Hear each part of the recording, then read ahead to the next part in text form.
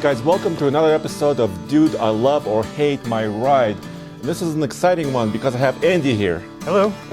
And Andy, you're on a road trip. Yeah, we are. Me and my family, we're headed out to Keystone to do some skiing the next couple days. Yes, and where are you coming from? From Dallas, Texas. So that's a big road trip. Yeah.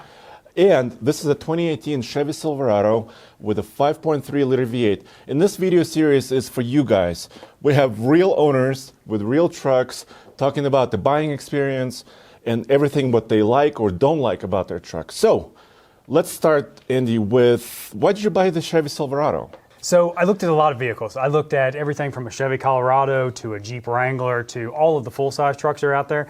And really, at the end of the day, what I needed was the size of the full size. My son, he's like 6 foot tall. He needs to sit in the back seat. He needed to have leg room. We need a place to haul all of our luggage and all these things. Plus, I also do a lot of mountain biking.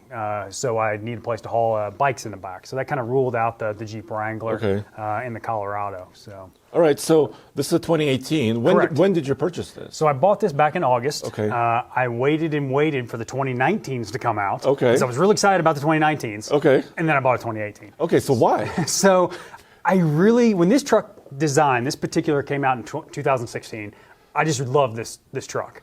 And then when I saw the new ones, I just wasn't as in love. So I wanted to get one of these before it was gone. Plus, once the 19s hit, the deals on these were great. So that helped a lot too. Oh, do you have the sticker actually? I do have the sticker. All right, let's take a look. So yeah, right there you can see it was $50,388 was the bottom line on the truck. So I actually got $13,000 off on the price of the truck. Plus, then I had a Silverado traded in. They gave me $4,000 for it, and I had $1,500 in Chevy points. So, I mean, I got the truck down nearly like out the door about $31,000. So, okay, well, couldn't pass up that. That's a really good deal for a brand new truck, Exactly, right? Exactly. And it's a Texas edition. Texas edition, which you gotta have in Texas. Okay, yeah. Okay. So let's pop the hood. Let's kind of talk about your road trip because that's another fun part of this, right? Yeah, exactly. I mean, that's the main reason I bought this truck is we've got 3 different trips planned this summer. We're doing about 6,000 miles. Yeah. Going up to Yellowstone this trip. We're also going to the beach at one point this summer. So we needed something we could haul everybody in. But you can see it's the 5.3 liter, 6-speed. So just kind of the basic engine that is in the vast majority of these trucks. I've had several work trucks that have had this engine. Plus my previous 2000 had the 5.3. So I've had really good luck with the 5.3. Has been a great engine. Okay, and this is 6-speed automatic. 6-speed automatic. So there's also an 8-speed was available. Correct. Did you have a choice, or those were kind of rare trucks? Yeah, on the lot, the six speeds were pretty much what was on the lot and available. Because obviously, I bought this truck, several months after they stopped producing them, so there was no more ordering or anything. Right. So how was your purchasing experience? Like, your dealership, was that near Dallas? Yeah, it was in Dallas. It was actually in Frisco, Okay. Stonebriar Chevrolet. This is actually the second new vehicle I bought from them. My wife's car was purchased there. Purchase experience was real good. I mean, we went in, we looked at the truck. They gave us some numbers. I walked out the door. They texted me a day or two later and said, well, here's the numbers it needs to be at if you want me to come back in. And they did it. So, just kind of how it was. Pretty low key. Yeah, sounds like, it was simple. How many miles on the truck right now? Truck has a little over 8,000 miles on it. Okay. What do you like and what don't you like?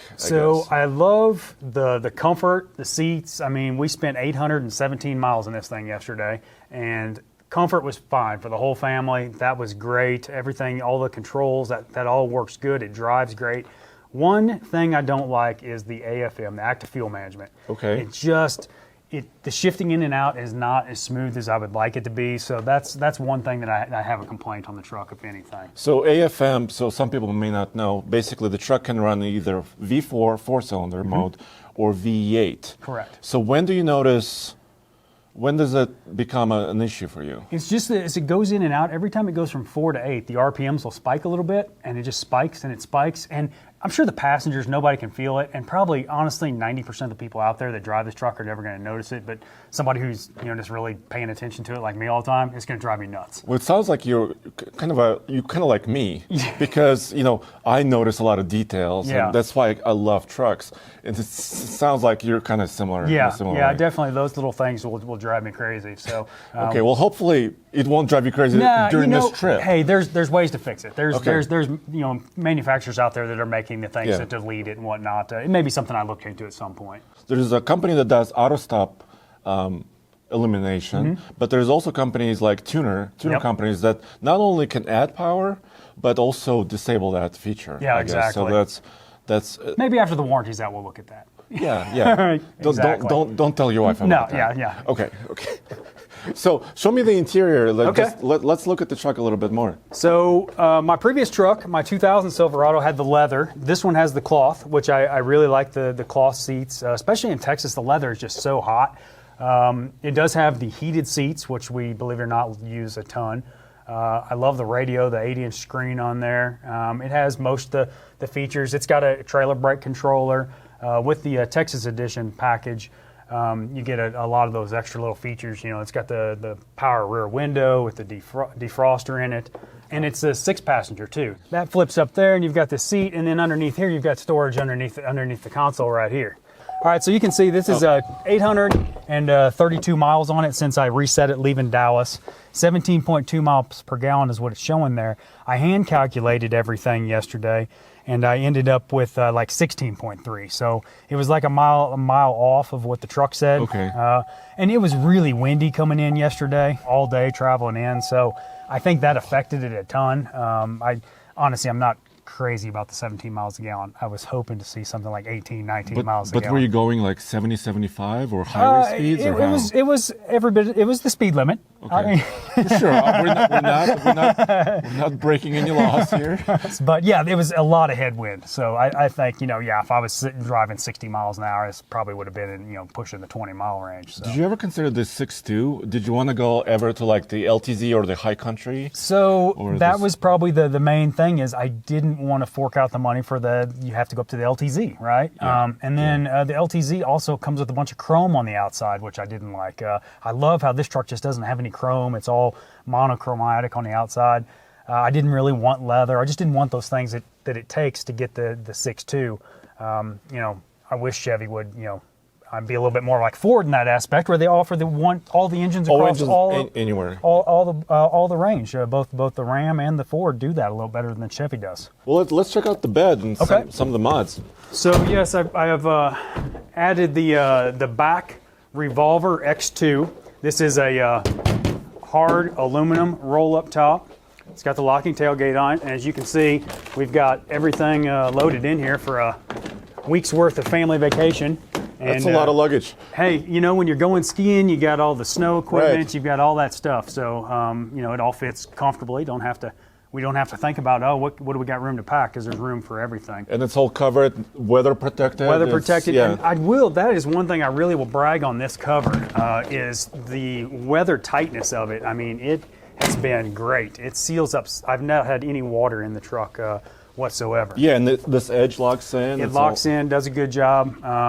Only problem I had this morning, I washed the truck last night. It was 24 degrees here this morning, and the bed cover was a little frozen down. It was hard to get it rolled up to get our luggage in leaving the hotel this morning. It happens, yes. The other modification that I've done to the truck, well, one of them is the painted bow ties, front and rear. I did that myself. Blacked out? Blacked out. I mean, on a truck with this black-gray theme, the yellow bow ties or the gold bow ties just stuck out. Okay. And I've also done a 1.5-inch MotoFab leveling kit on this truck. Okay. So it gives it a little bit more level stance. How does it work? A little It's spacer? a spacer underneath okay. the strut. Super simple to do. I mean, I literally just jacked it up in my garage, slipped the spacers in. It took me like less than an hour to do the level. Well, let's look at the front. Yeah. So before I had about a 2.5-inch rake from the rear of the truck to the front, and now I'm down to about a 1.5-inch rake. Okay. Or actually about a 1-inch rake. Yeah. In the front, which I think is perfect because there's probably no rake right now that I've got 500 pounds worth of suitcases in the back of this truck.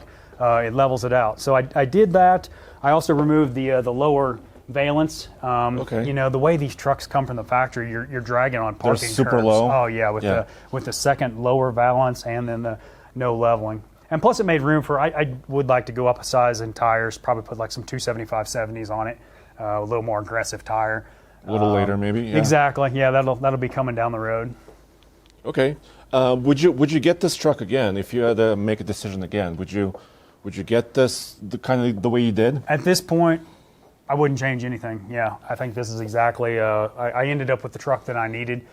Maybe someday down the road when I don't have as much family to haul around, I can look at the Jeep Wrangler or the ZR2, or I mean the Gladiator is very interesting to me too because it kind of combines the two things. You know, like a Rubicon. Right, but we still have to wait a few months for yeah, that. it's still coming. You know, it's going to be so probably expensive. Oh yeah.